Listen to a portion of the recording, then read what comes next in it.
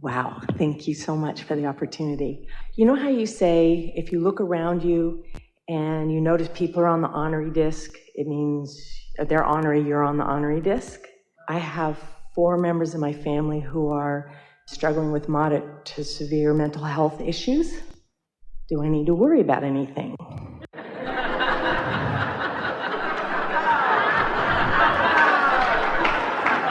I'm asking the dead guys. So let's talk, in case you haven't heard about what we're talking about these discs. When we talk about being in the receptive mode, we mean being tuned in, tapped in, turned on. We mean flying high, feeling good, feeling elation and clarity and happiness and joy and appreciation. That's a vibrational point of attraction that when you are feeling those things, what you are then receptive of are things like that. That's how you receive your source energy. That's how you receive your inner being. But let's say that something has happened and you're feeling vulnerable, or like there's some injustice that's happened and you're really feeling ornery about it. People write letters to Esther. They don't know what the word ornery is. Apparently it's a much older word than this society understands. It just means cranky and cantankerous and just looking for something to pick a fight about. And so if you're feeling like that, then when you look around, often you notice that the people around you seem to be feeling like that too. And it isn't because you turned them into that. It means you met them there. Well, the important thing about understanding about law of attraction is that you didn't create your family. You didn't create their reality. You didn't cause them to be who they are. But sometimes you live similar life experiences, and so sometimes you turn out in similar ways. You don't need to, but often you do, because you are observing the same surroundings and often talking about them a lot. And so you are inciting in one another similar vibrational frequencies. It's sort of like once the ball gets rolling, let's say you have a negative vibration, negative feeling vibration going on, and you're not aware of it because you don't know about the power of your emotions. So you don't do anything about shifting it or changing your focus or trying to feel better. So it just gets worse and worse and worse until it becomes a manifestation. Well, once a manifestation has occurred, it's more difficult not to notice it. So there's just a perpetuation of, I felt ornery, and here's the reason. And so I'm ornery, and now I've manifested this, and now I've manifested this, I'm even more ornery. And now I'm ornery, and now I've manifested this, and now I've manifested this, I'm even more ornery. So it's logical, isn't it, that people are observing, and what they are observing then is affecting their vibration. But the key, that's why we began talking about unconditional alignment, not letting the conditions that surround you be the reason that you offer the vibration that you do. So when you are born into families, you're not, in other words, there is so much fact or documentation offered by medical community and scientists where they want to say, if this is happening to this member of your family, then it's likely to happen to you. And the reason that they come to those conclusions is because they gather the statistics and they find the factual evidence that there are these trends. But they don't understand what the vibrational basis of those trends are. It's as simple as this. It's hard to not notice something that lives in your house. It's hard to not notice it. And it's hard to then not react to it. And so reactions are actions. It doesn't matter why you're offering the vibration you are. You're offering the vibration you are. And the universe is going to react to the vibration that you're offering. So it sort of looks like this. It feels a little futile and scary to some people who are only listening this far into the conversation, because it feels like, so someone behaves in a certain way, and you react to it, and because you've reacted to it, now you're having the same experience. But there is another way of going about this, because you don't need to conditionally react to anything. You can wake up in the morning when you are at your point of least momentum, and you can deliberately choose good feeling thoughts until that momentum takes you into the receptive mode. And now you're rendezvousing with your inner being. Now you're rendezvousing with other happy people. You see, the whole point of talking about unconditional love is to say, don't let the conditions control your response.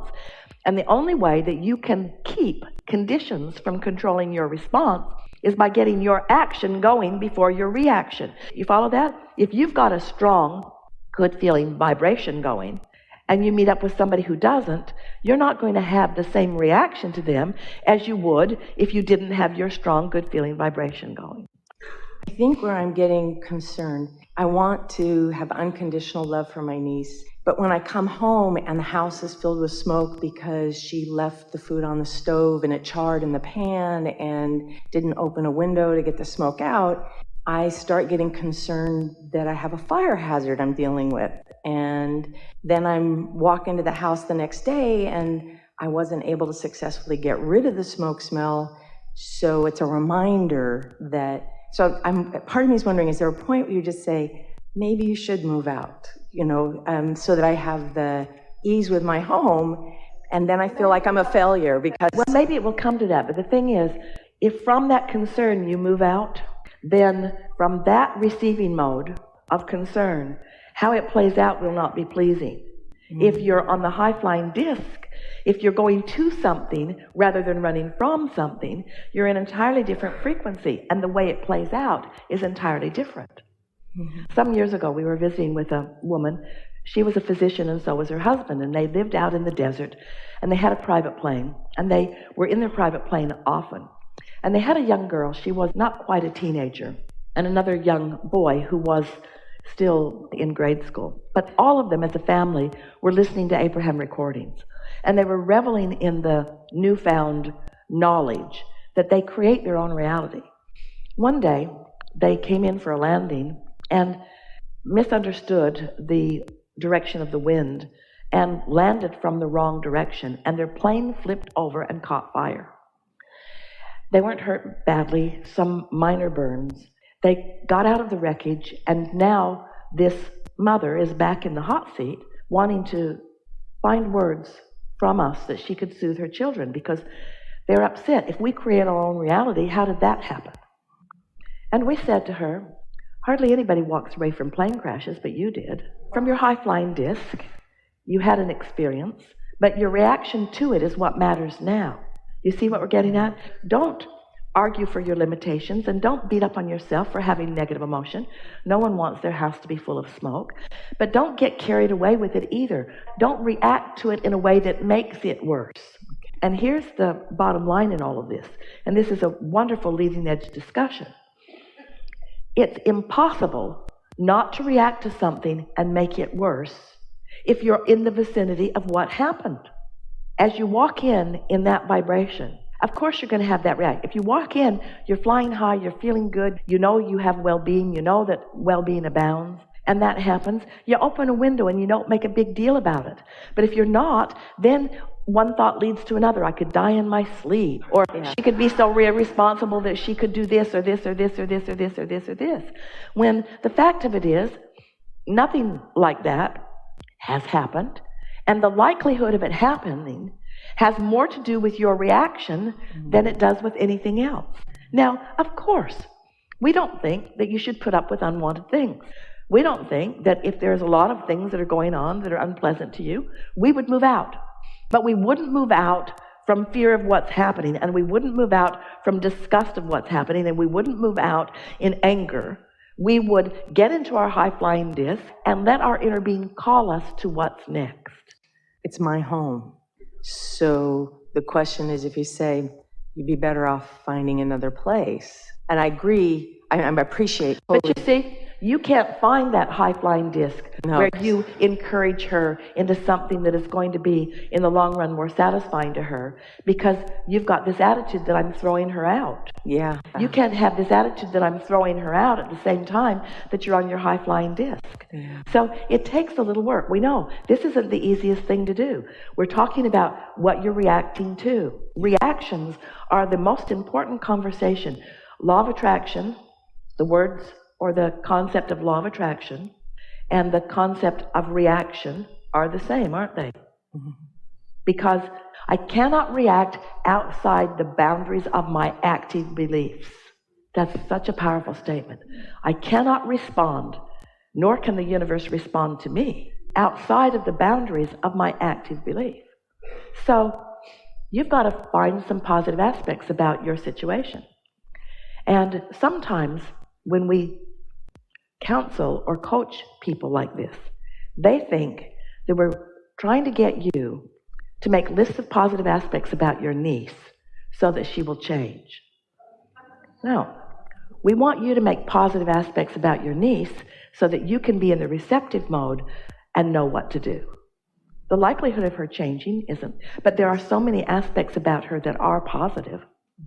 So if everything that we talk about, no matter what it is, if the answer is always get in the receptive mode, and if you notice, that is always the answer, get in the receptive mode, that's always the answer, get in the receptive mode, then should there be a question about, well, should I move out or not? No, get in the receptive mode. Well, but Abraham, should I move out or should I ask her to move out? Get in the receptive mode. Abraham, you must not be hearing my question. Should I stay or go? Should I ask her to stay or go? Get in the receptive mode. Get in the receptive mode. Get in the receptive mode and then ask that question. Get in the receptive mode. That question has already been asked and it's already being answered, but you can't receive because, tell us, why haven't you already asked her to move out? Well, I believe that there was benefit that she was receiving by being there because it was What else? a stable environment. What else?